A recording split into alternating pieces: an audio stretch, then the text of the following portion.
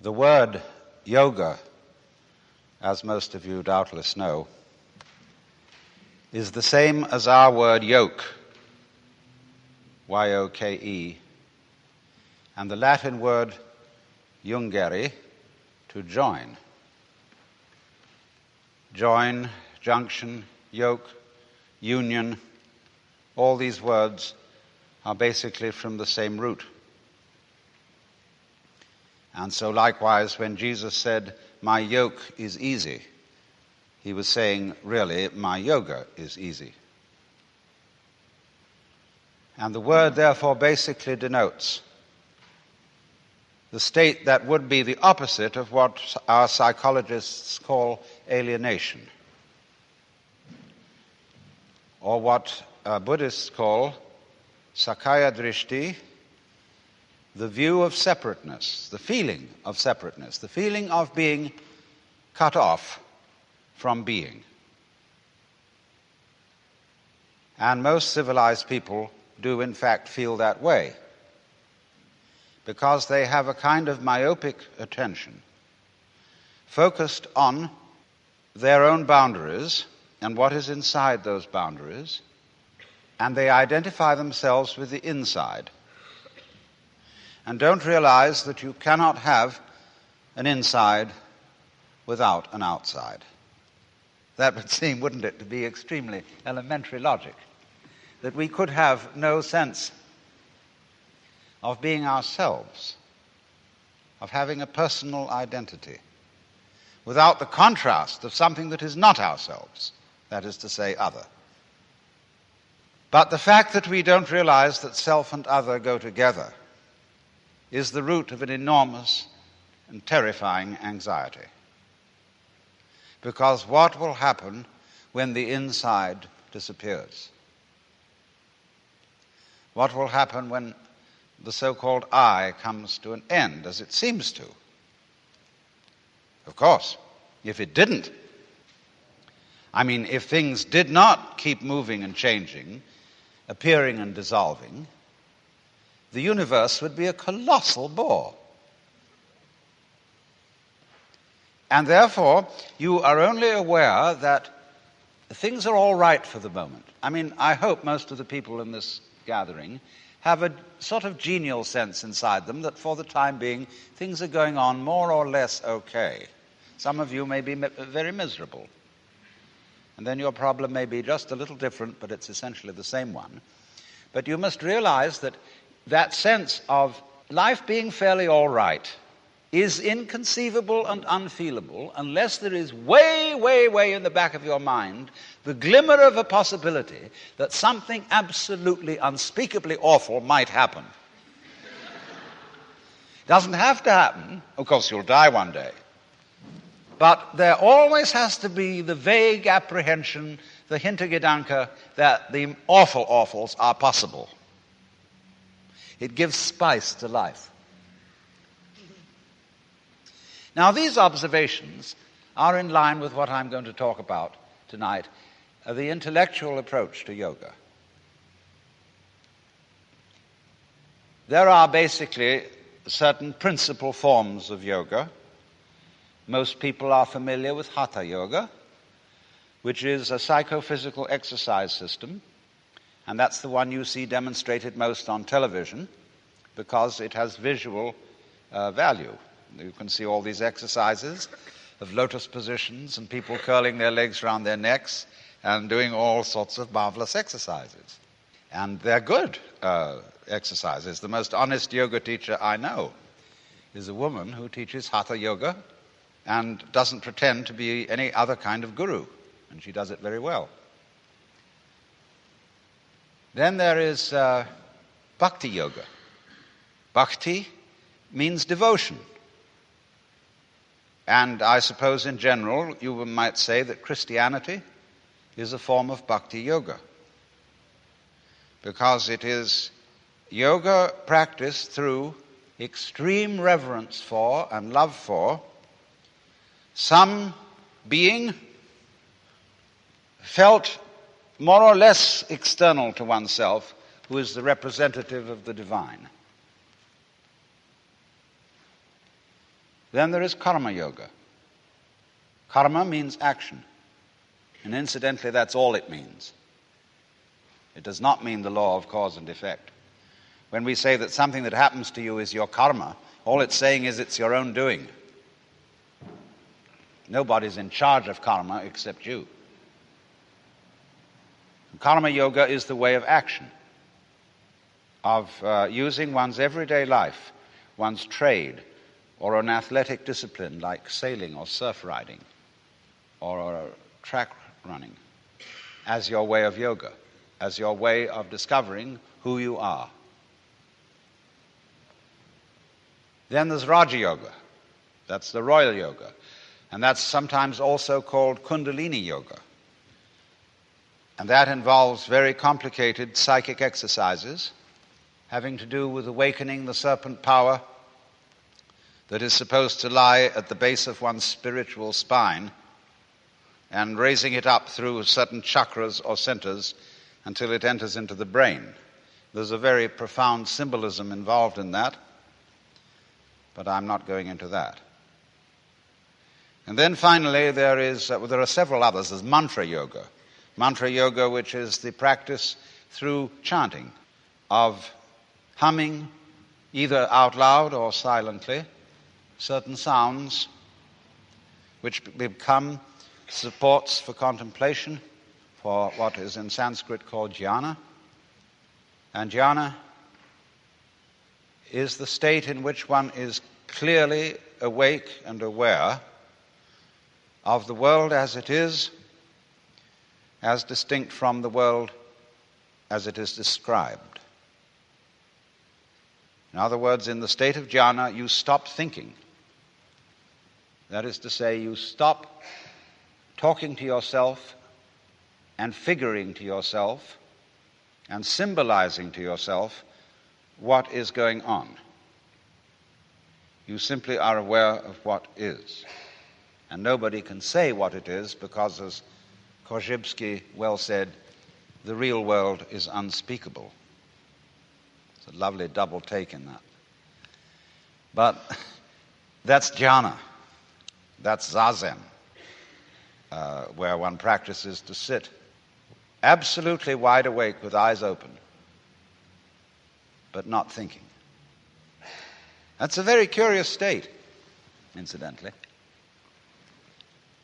I knew a professor of mathematics at Northwestern University who one day said, "You know, it's amazing how many things there are that aren't so."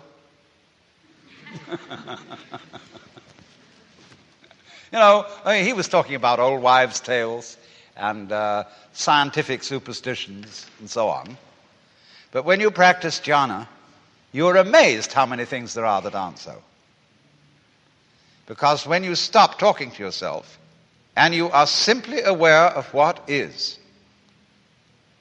that is to say, of what you feel, what you sense, and even that's saying too much, you suddenly find that the past and the future have completely disappeared. So also have disappeared the so-called differentiation between the knower and the known, the subject and the object, the feeler and the feeling, the thinker and the thought. They just aren't there because you have to talk to yourself to maintain those things.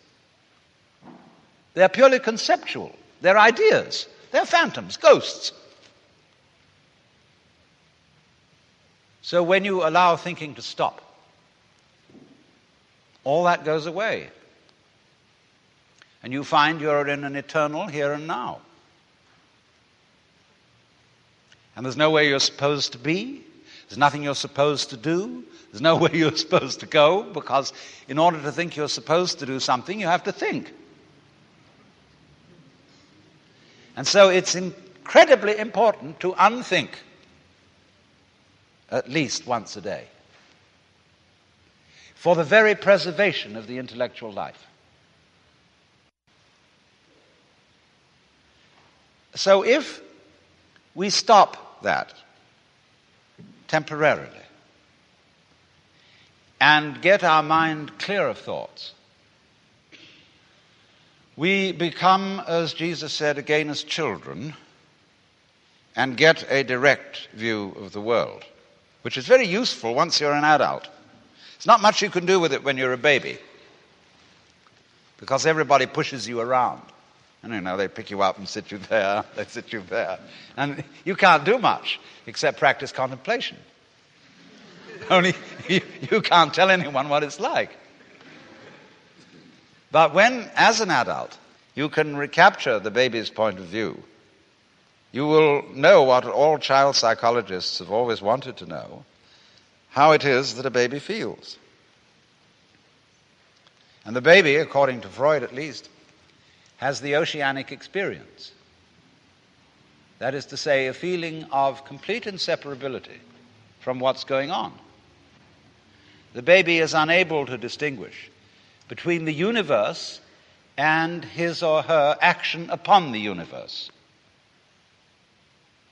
And most of us, if we got into that state of consciousness, might be inclined to feel extremely frightened and beginning to ask, who's in charge? I mean, who controls what happens next? We would ask that because we are used to the idea that the process of nature consists of controllers and controlees, things that do and things that are done to. This is purely mythological. So many spiritual teachers and gurus will look at their disciples and say, I am God. I have realized. See? But the important thing is that you are. Whether I am or not is of no consequence to you whatsoever. I could get up and say, I have realized. I put on a turban and yellow robe and whatever. And say, come and have darshan. I'm Guru. You need the grace of Guru in order to realize, and so on. And it'd be a wonderful hoax. It'd be like picking your pockets and selling you your own watch.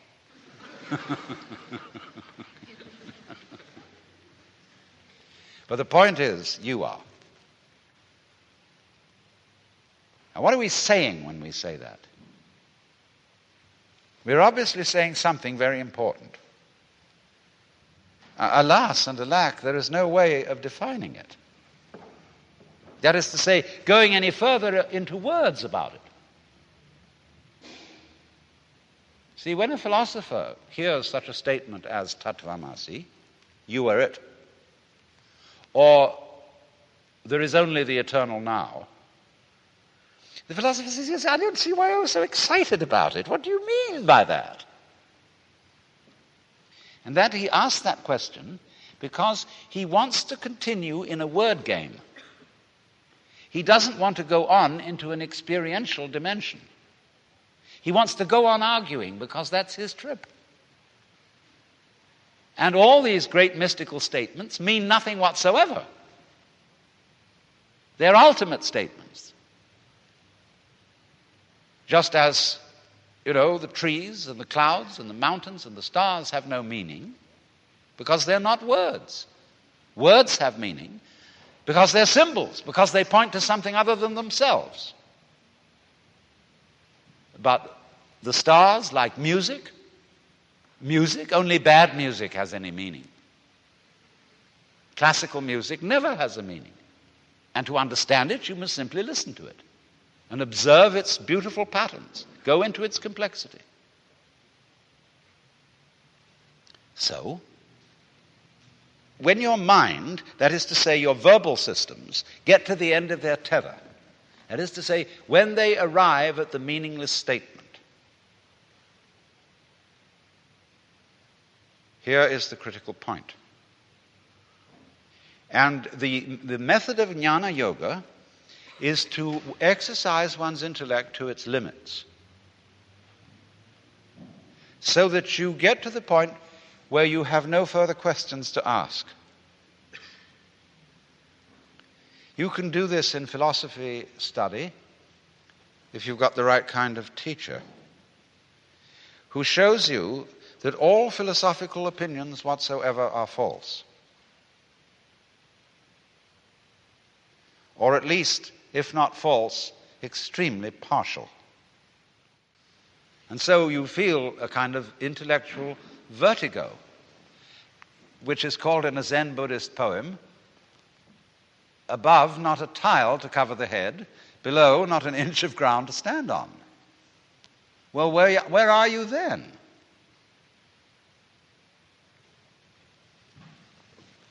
Well, of course you always were. You've discovered you're it. And that's very uncomfortable because you can't grab it.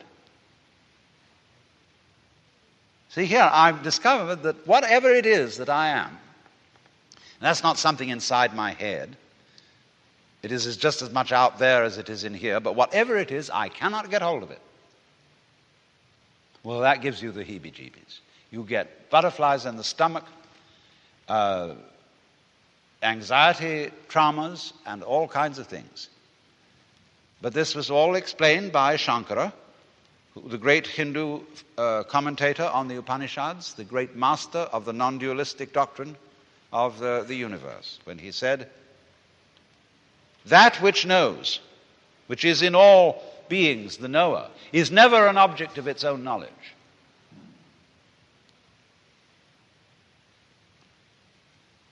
So therefore, to everyone who is in quest of the supreme kick, the great experience,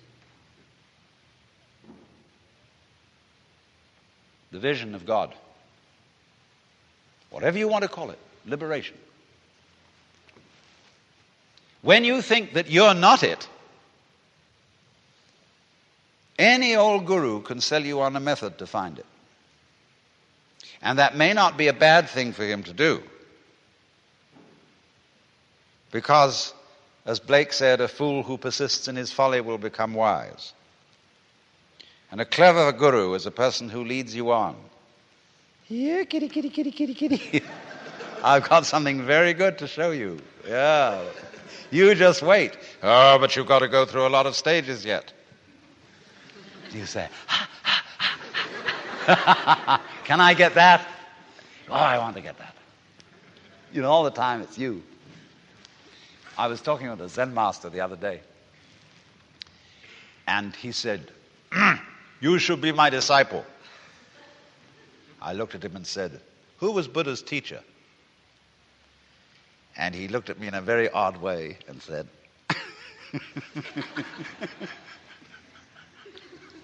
so he burst into laughter and he gave me a piece of clover.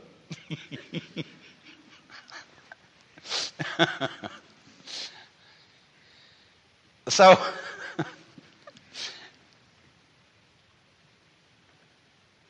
you see,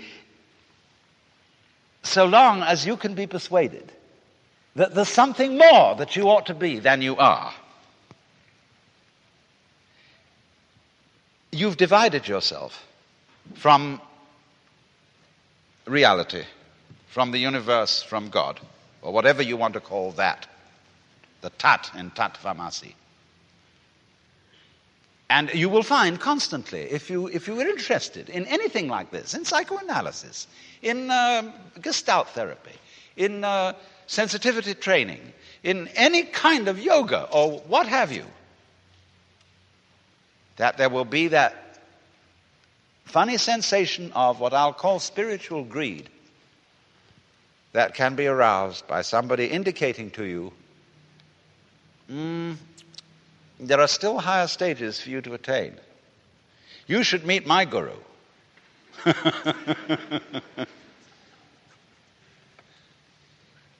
So you might say then now, to be truly realized, you have to get to the point where you're not seeking anymore. So then you begin to think, well, we will now be non-seekers. You know, like disciples of Krishnamurti, who, because he says he doesn't read any spiritual books, they can't read anything but mystery stories. You know, becoming spiritually unspiritual. Well, you find that that too is what is called in Zen legs on a snake. It's irrelevant. You don't need not to seek. Because you don't need anything.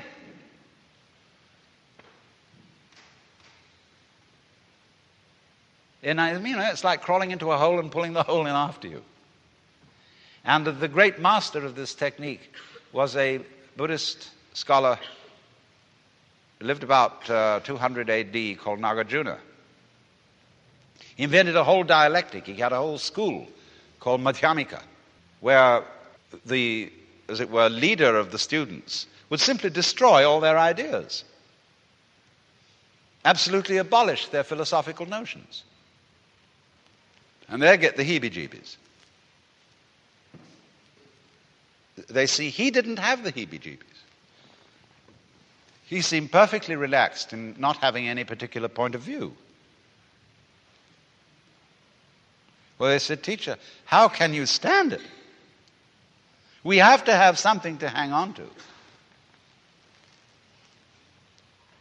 Who does? Who are you?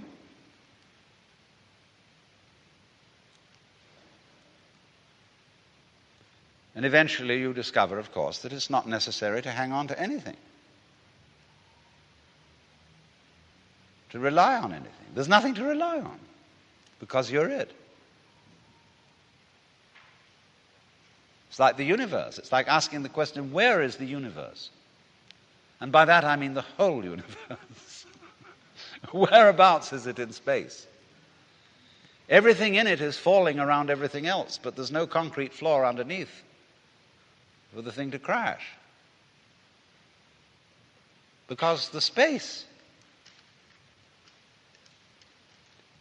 you can think of infinite space if you like. You don't have to think of curved space. The space that goes out and out and out forever and ever and has no end. What is that? Of course it's you. What else could it be? Only the universe is delightfully arranged so that as it looks at itself, in order not to be one-sided and prejudiced, it looks at itself from an uncountable number of points of view. We thus avoid solipsism, as if I were to have the notion that it's only me that's really here, and you're all in my dream. Of course, that point of view cannot really be disputed, except by imagining a conference of solipsists, arguing as to which one of them was the one that was really there.